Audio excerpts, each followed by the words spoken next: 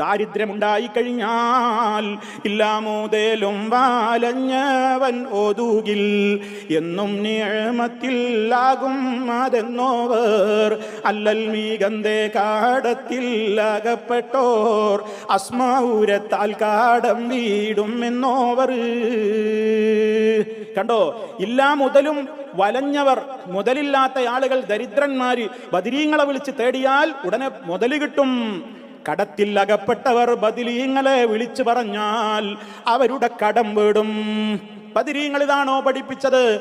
മുസ്തഫ സല്ലല്ലാഹു അലൈഹി വസല്ലമിനോട് അള്ളാന്റെ റസൂലേ, കടം കൊണ്ട് ഞാൻ വല്ലാതെ വലഞ്ഞിരിക്കുന്നു, എൻ്റെ കടക്കാരി എന്നെ ശല്യപ്പെടുത്തുന്നു നബിയേ, ഞാൻ എന്ത് ചെയ്യണമെന്ന് പറഞ്ഞപ്പോ അള്ളാന്റെ റസൂൽ എന്ന ബദരീങ്ങളുടെ നേതാവ് എന്താ സഹാബിക്ക് പഠിപ്പിച്ചു കൊടുത്തത്? ഞാനിവിടെ ബദരീങ്ങളുടെ നേതാവായിട്ടുണ്ടെന്ന് നിനക്കറിഞ്ഞൂടെ? ഇവിടെ ബദരീങ്ങൾ പങ്കെടുത്ത ബദരീങ്ങൾ ഉണ്ടെന്ന് അറിഞ്ഞുകൂടെ? ഷഹീദുകളായ ശുഹദാക്കൾ ഉണ്ടെന്ന് അറിഞ്ഞൂടെ?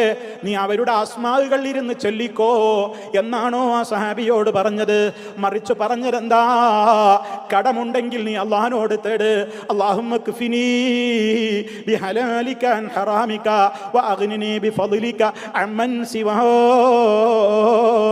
അല്ലാഹുവേ, ഹലാലുകൾ തന്നുകൊണ്ട് ഹറാമിൽ നിന്ന് നീ എന്നെ കാക്കണേ, നിന്റെ ഔദാര്യം മുഖേന നീ എനിക്ക് ധനം നൽകണേ, എന്നെ ധന്യനാക്കണേ എന്ന് പ്രാർത്ഥിക്കാനല്ലേ പഠിപ്പിച്ചത്? അല്ലാഹുമ്മ ഇന്നി അഊദു ബിക മിനൽ മഅ്സമി വൽ മഗ്റമി. റബ്ബേ, കടക്കണിയിൽ നിന്ന് രക്ഷിക്കണേ അല്ലോ. ഈ രൂപത്തിലുള്ള പ്രാർത്ഥനകളല്ലേ ബദരീങ്ങളുടെ നേതാവ് കടക്കാരോട് പഠിപ്പിച്ചു കൊടുത്തത്? എന്നിട്ട് ആ നേതാവിനെയും ബദരീങ്ങളെയും അതാ പറയുന്നതെന്താ? അല്ലൽ മീകന്തേ കാടത്തിൽ അകപ്പെട്ടോർ അസ്മാഊരത്താൽ കാടം വീടും എന്നോവർ. ബദരീങ്ങളുടെ പേരങ്ങനെ ഇരുന്ന് വിളിക്കാനാണ് ഈ മാലക്കാരൻ ആവശ്യപ്പെടുന്നത്. അതാ ഇവരുടെ ബജ്ലിസുന്നൂറിലും നടക്കുന്നത്. ഈ കടങ്ങളൊക്കെ ബദരീങ്ങൾ വീട്ടിത്തരും, രോഗം ബദരീങ്ങൾ വീട്ടിത്തരും. നിങ്ങൾ ആലോചിക്ക്, ദരിദ്രരായിക്കൊണ്ടല്ലേ പല ബദരീങ്ങളും ജീവിച്ചത്? ബദരീങ്ങളുടെ നേതാവ് തന്നെ വഫാത്താകുമ്പോ അവിടുത്തെ പടയങ്കി വരെ ജൂതന്റെ വീട്ടിൽ പണയത്തിലല്ലേ? അതുപോലെ തന്നെ ബദരീങ്ങളതാ ദിവസങ്ങളോളം ഭക്ഷണം കഴിക്കാതെ അവരുടെ വീട്ടിലതാ 2 മാസത്തോളം അടുപ്പിൽ തീ പുകഞ്ഞിട്ടില്ല റസൂലുള്ള എന്ന ബദരീങ്ങളുടെ നേതാവിന്റെ വീട്ടിൽ. യുദ്ധത്തിന് പോകുമ്പോ കാലിൽ ചെരിപ്പിടാൻ പണമില്ലാതെ ചെരിപ്പ് ധരിക്കാത്ത ബദരീങ്ങള് യുദ്ധത്തിന് പോകുമ്പോ കാലൊക്കെ കല്ലിൽ മുട്ടിയിട്ട് നഖങ്ങളൊക്കെ കൊഴിഞ്ഞു പോയിട്ട് കാലില്ലതാ മുറിവുകളും വ്രണങ്ങളും പ്രത്യക്ഷപ്പെട്ട് നടക്കുവാനാവാതെ അവർ ധരിച്ചിട്ടുള്ള വസ്ത്രത്തിന്റെ ഒരു ഭാഗം കീറിയിട്ട് ആ തുണിക്കഷ്ണങ്ങൾ കൊണ്ട് കാലിൽ ചുറ്റി വരിഞ്ഞിട്ടാണ് നടന്ന് യുദ്ധത്തിന് പോയത്. ബദരീങ്ങളെ കുറിച്ചുള്ള ചരിത്രം അതല്ലേ? അങ്ങനെയുള്ള ബദരീങ്ങളെ കുറിച്ചാ പറയുന്നത്. കടമുണ്ടെങ്കിൽ ഇല്ലാ മുതലും അതുപോലെ തന്നെ ദാരിദ്ര്യം കൊണ്ട് വലയുമ്പോ അവരെ വിളിച്ച് തേടിക്കോളാനാ പറയുന്നത്. അതുപോലെ തന്നെ ദാഹം വീശപ്പോ കോടുമാ തളർച്ചയോ തടിയിൽ മാറലോ ജിൻ ശൈത്താൻ ചതിയാലോ ദേഹം വലഞ്ഞവനി പേരീനെ ചൊല്ലുകിൽ തീരും മുനമേ ശീഫയാകും എന്നോവർ. ആലോചിച്ചു നോക്ക്, ഈ ഗാനശേഖരത്തിലുള്ളതാ ബദറിന്റെ അന്ന് ചൊല്ലി പാടുന്ന മാലപ്പാട്ടിലത്. ദാഹവും വിശപ്പും കൊടുമയും തളർച്ചയൊക്കെ ഉണ്ടാവുമ്പോ ബദരീങ്ങളേന്ന് വിളിച്ചോന്ന്. ഇവിടെ ബദരീങ്ങൾ ദാഹിച്ച് നടന്നവരാണ്, ബദരീങ്ങൾ വിശപ്പ് സഹിച്ചവരാണ്. ഭക്ഷണം കഴിക്കാനില്ലാതെ പച്ചിലകൾ കഴിച്ചിട്ട് ചുണ്ടും നാവുമൊക്കെ വ്രണങ്ങൾ വന്നിരുന്നു. ഇല കഴിച്ച് ചവച്ചരച്ചിട്ട് ആടുകൾ കാഷ്ടിക്കുന്നത് പോലെ പരസ്പര ബന്ധമില്ലാത്ത നിലക്കുള്ള കാഷ്ടമാണ് ഞങ്ങളില്ലെന്ന് വിസർജന സമയത്ത് പുറത്തേക്ക് വന്നിരുന്നത് എന്ന് അതേ ഭക്ഷണത്തിന് വകയില്ലാത്ത ബദരീങ്ങൾ അടക്കമുള്ള സ്വഹാബത്തിന്റെ ചരിത്രം പറയുമ്പോ ആ ബദരീങ്ങളെ വിളിച്ചാൽ ദാരിദ്ര്യമില്ലാതെ പണമുണ്ടാകും, കടം വീടും. അതുപോലെ തന്നെ രോഗത്തിന് എന്തെങ്കിലും പ്രയാസങ്ങളുണ്ടോ, മഹാമാരികൾ വരുമ്പോ ബദരീങ്ങളെ എന്ന് വിളിച്ചോ. ഇതാ മജ്ലിസുന്നൂറിൽ പഠിപ്പിക്കുന്നത്, ഇതാണ് ഇവരുടെ ബദർമാലയിൽ പഠിപ്പിക്കുന്നത്. അതേ അവസരത്തിൽ ഇവര് വിളിച്ചു തേടുന്ന ബദരീങ്ങളില്ലേ, ആ ബദരീങ്ങൾ മഹാമാരി കൊണ്ട് മരണപ്പെട്ടവരാണ്.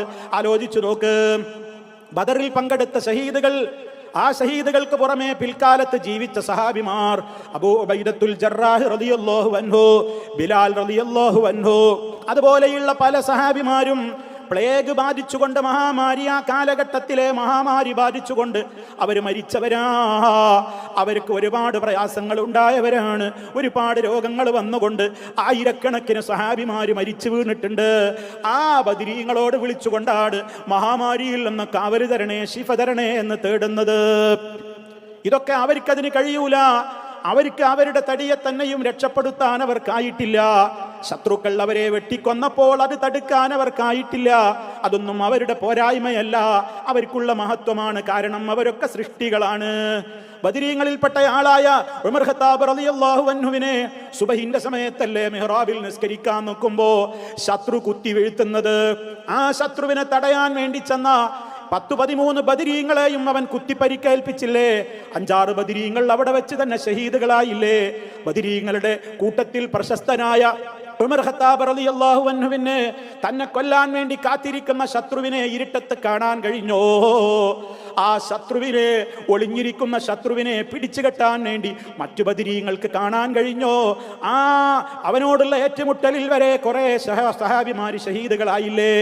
ഉസ്മാൻ ഇബ്നു അഫ്ഫാൻ റളിയല്ലാഹു അൻഹുവിന്റെ വീട്ടിൽ കയറിയിട്ടല്ലേ ശത്രുക്കൾ താടിക്ക് പിടിച്ചുകൊണ്ട് കഴുത്തറുത്ത് കൊന്നത്? ബദരീങ്ങളിൽപ്പെട്ട ഉസ്മാൻ റളിയല്ലാഹു അൻഹുവിനെ വെള്ളം പോലും മുടക്കിയില്ലേ?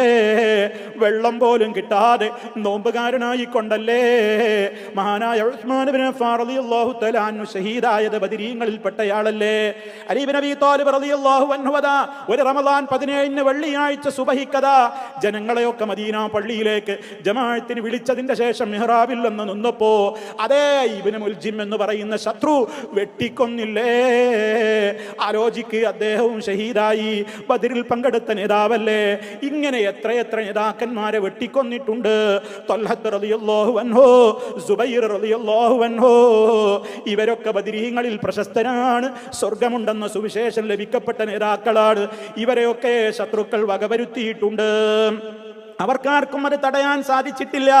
10-14 ബദരീങ്ങളെ ബിർ മഊന എന്ന സ്ഥലത്ത് വെച്ചുകൊണ്ട് കാഫിറുകൾ വെട്ടിക്കൊന്നിട്ടുണ്ട്. പിൽക്കാലത്ത് യമാമ യുദ്ധത്തിൽ വെച്ച് 22 ബദരീങ്ങളെ ശത്രുക്കൾ വെട്ടിക്കൊന്നിട്ടുണ്ട്. അവർക്കൊന്നും അവരുടെ നേരെ വരുന്ന അപകടത്തെ പോലും തടുക്കാൻ കഴിഞ്ഞില്ല. കാരണം അത് മനുഷ്യരുടെ കഴിവിന്റെ പരിമിതിയാണ്, പരിധികളാണ്. അവർക്കൊക്കെ റബ്ബ് ഒരുക്കി വെച്ചിട്ടുള്ള ജന്നത്തിലേക്ക് അവരുടെ ആത്മാക്കൾ അങ്ങ് പറന്നുപോയി.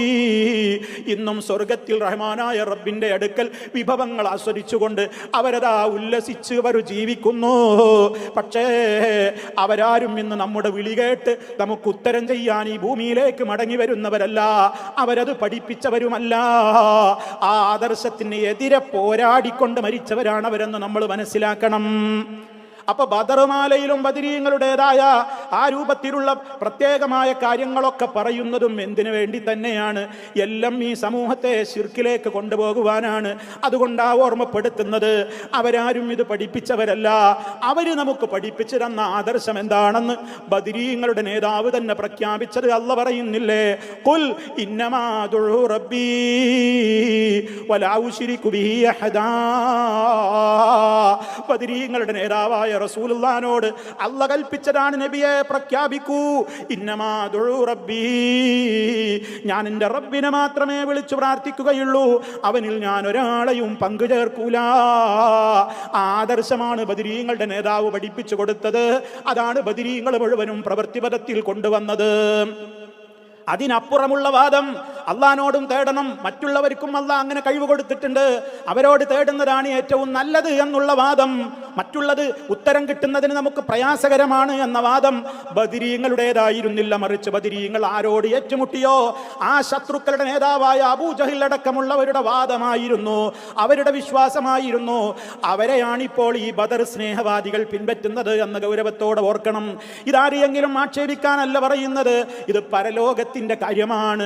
നാളെ മഹ്ശറിലെത്തുമ്പോൾ അല്ലാഹു പഠിപ്പിച്ച ആദർശത്തിനെതിരെ ആ നേതാക്കന്മാരെ തന്നെയും അവരെ തന്നെ കരുവാക്കി അവരോട് തന്നെ വിളിച്ചു പ്രാർത്ഥിച്ചുകൊണ്ട് ഈ വിരോധാഭാസം തീർക്കുന്ന ആളുകളൊന്ന് ചിന്തിക്കാനാണ് സ്നേഹത്തോടെ ഈ കാര്യങ്ങൾ ഓർമ്മപ്പെടുത്തുന്നത്. പലപ്പോഴും കേൾക്കുന്ന ചിലർക്കെങ്കിലും തോന്നാറുണ്ട്, ഈ മാലപ്പാട്ടുകളും ഈ മൗലിദ് കിതാബുകളുമൊക്കെ എടുത്തു പോയില്ലേ, നാട് നീങ്ങിയില്ലേ ഈ നാട്ടിൽ നിന്ന് വെറുതെ തോന്നുകയാണ്.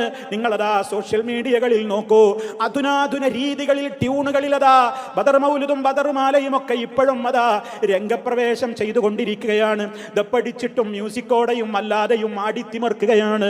ഇതൊക്കെ എന്തിനു വേണ്ടിയാ? നിങ്ങൾക്ക് കാവല് വേണോ? നിങ്ങൾക്ക് പ്രതിസന്ധികൾ തീരണോ?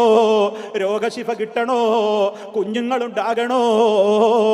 പ്രസവവേദന വരുന്ന വേരത്ത് വരെ അവര് ഈ ബദരീങ്ങളെ വിളിച്ച് തേടിക്കൊള്ളാനാണ് ഉമ്മമാരോട് പറയുന്നത്. ഇങ്ങനെയൊക്കെയുള്ള കാര്യങ്ങൾ ഈ സമൂഹത്തോട് പറയുന്നത് എന്തിനാ? റബ്ബിൽ നിന്ന് മനുഷ്യരെ അകറ്റുന്നു. അതുകൊണ്ടാണ് ബദരീങ്ങളോടുള്ള സ്നേഹം കൊണ്ടാണ് കൃത്യമായി സമൂഹത്തോട് വീണ്ടും വീണ്ടും അതാ ഓർമ്മപ്പെടുത്തുന്നത്. ബദരീങ്ങൾ മഹാന്മാരാണ്, അവർ ഉന്നതരാണ്, അവർ ആദരിക്കപ്പെടേണ്ടവരാണ്, ബഹുമാനിക്കപ്പെടേണ്ടവരാണ്. പക്ഷേ അത് മക്കത്തെ മുശ്രിക്ക് ഇബ്രാഹീമിനെയും ഇസ്മായിലിനെയും ആദരിച്ച പോലെയാകരുത്.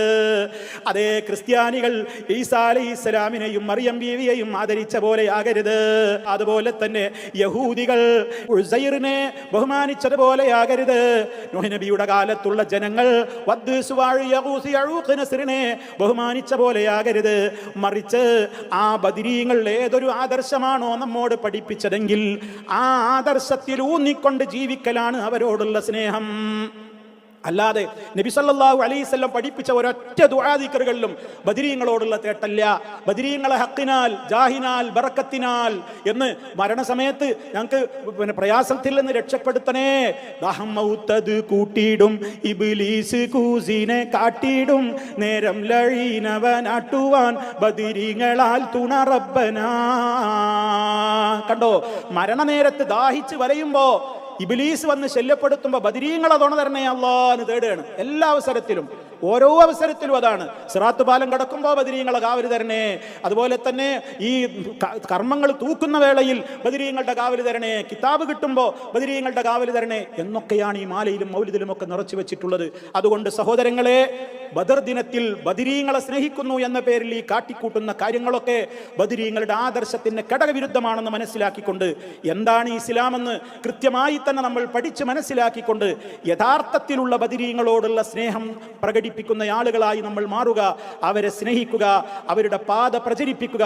അത് തൗഹീദിന്റെ പാതയാണെന്ന് മനസ്സിലാക്കിക്കൊണ്ട് ആ മാർഗത്തിൽ നമ്മളാലാവുന്ന വിധത്തിൽ തൗഹീദിന്റെ പ്രബോധകരും പ്രചാരകരുമായി കൊണ്ട് അതേ രീതിയിൽ തന്നെ ജീവിച്ച് മരിക്കുവാൻ വേണ്ടി പ്രാർത്ഥിക്കുകയും പ്രവർത്തിക്കുകയും ചെയ്യുക. തെറ്റിദ്ധരിച്ചിട്ടുള്ള ആളുകൾക്ക് അല്ലാഹു സുബ്ഹാനഹു വ തആല കാര്യങ്ങൾ കൃത്യമായി മനസ്സിലാക്കുവാനുള്ള ബുദ്ധിയും സൽബുദ്ധിയും പ്രദാനം ചെയ്യുമാറാകട്ടെ. അല്ലാഹുമ്മ റബ്ബനാ ആതിനാ ഫിദ് ദുനിയാ ഹസന വഫിൽ ആഖിറതി ഹസനതൻ വഖിനാ അദാബന്നാർ വൽഹംദുലില്ലാഹി റബ്ബിൽ ആലമീൻ. വസ്സലാമു അലൈക്കും വറഹ്മത്തുള്ളാഹി വബറകാതുഹു.